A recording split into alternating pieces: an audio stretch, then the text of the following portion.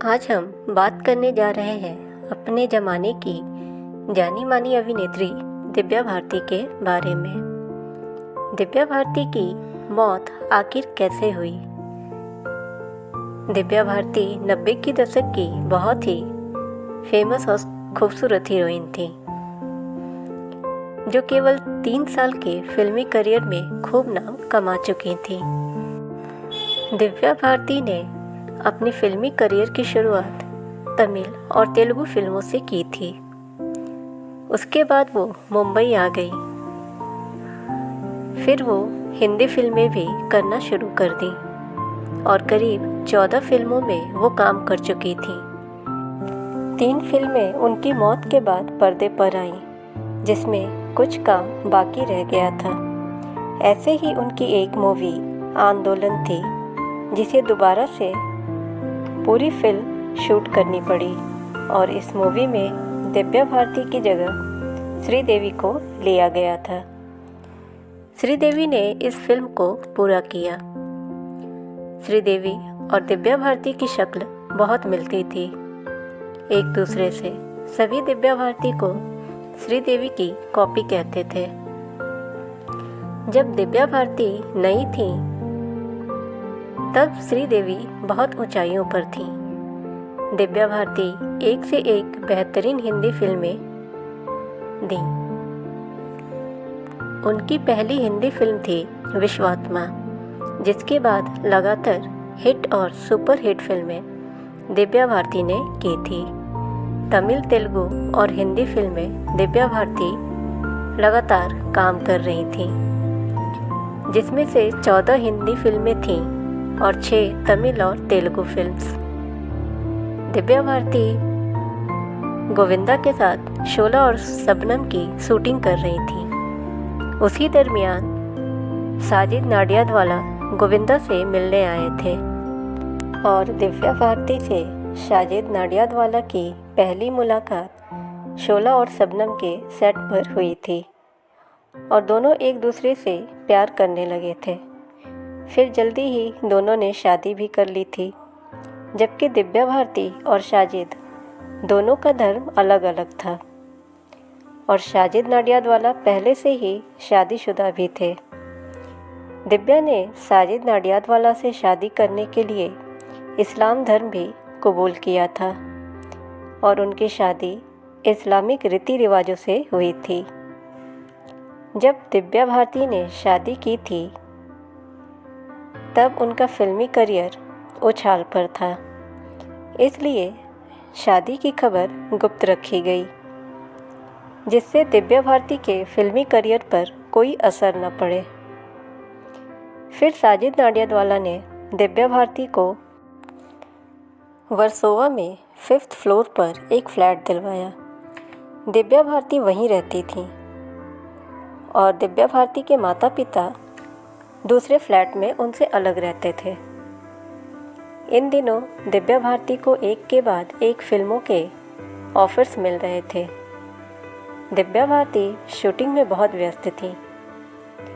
5 अप्रैल को हैदराबाद से शूटिंग के बाद दिव्या भारती मुंबई आई, अपने फ्लैट तुलसी अपार्टमेंट में। शूटिंग के दौरान उनके पैर में चोट भी आई थी।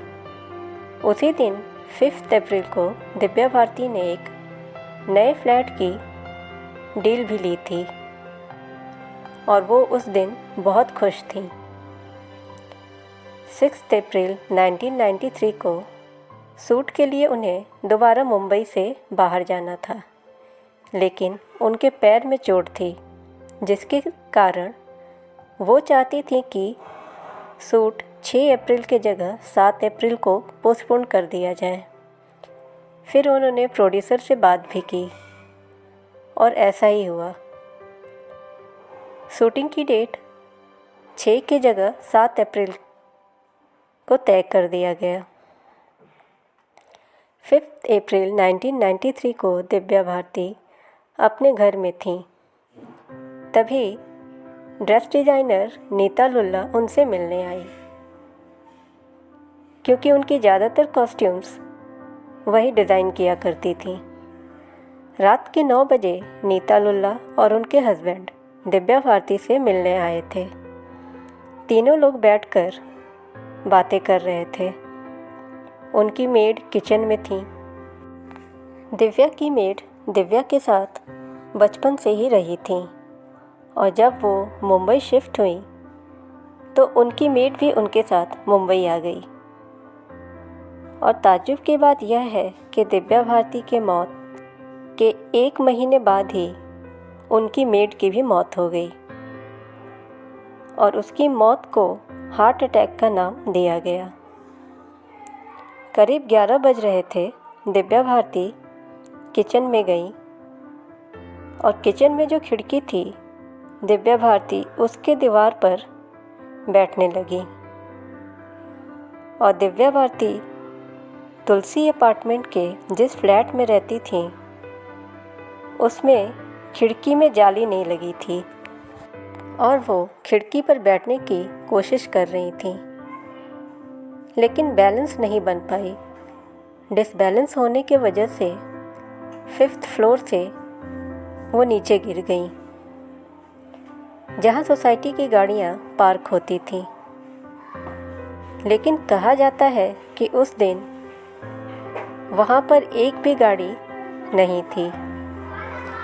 जब गिरने से तेज़ आवाज़ आई तब नीता लुल्ला, उनके हस्बैंड, जो ड्राइंग रूम में बैठकर टीवी देख रहे थे, और दिव्या भारती की मेड, उस फ्लैट का गार्ड, सभी दौड़कर वहाँ पहुँचे। तब सभी दिव्या भारती को वहाँ देखकर दंग रह गए थे। दिव्या भारती को बहुत ही गंभीर चोट आई थी और काफ़ी खून बह चुका था। खून से बिल्कुल लथपथ दिव्या भारती को नज़दीकी हॉस्पिटल ले गया गया, लेकिन दिव्या भारती को नहीं बचाया जा सका। पुलिस ने बहुत जांच पड़ताल की, लेकिन किसी नतीजे पर नहीं पहुंची और केस क्लोज कर दिया गया। कहा जाता है कि दिव्या भारती और साजिद नाडियादवाला के बीच उस वक्त मनमुटाव चल रहा था। साजिद नाडियादवाला की माँ और दिव्या भारती का भी कोई अच्छा रिलेशन नहीं था। इन सारी बातों पर पुलिस ने बहुत छानबीन की, लेकिन डॉक्टर्स की रिपोर्ट के मुताबिक ज़्यादा अल्कोहल कंज्यूम करने की वजह से वो डिसबैलेंस हो गई, अपना बैलेंस नहीं बना पाई और वो गिर गई। शरीर से काफ़ी खून बह चुका था, जिससे उनकी डेथ हो गई और 1998 में एक्सीडेंटल डेथ बताकर इस केस को क्लोज कर दिया गया।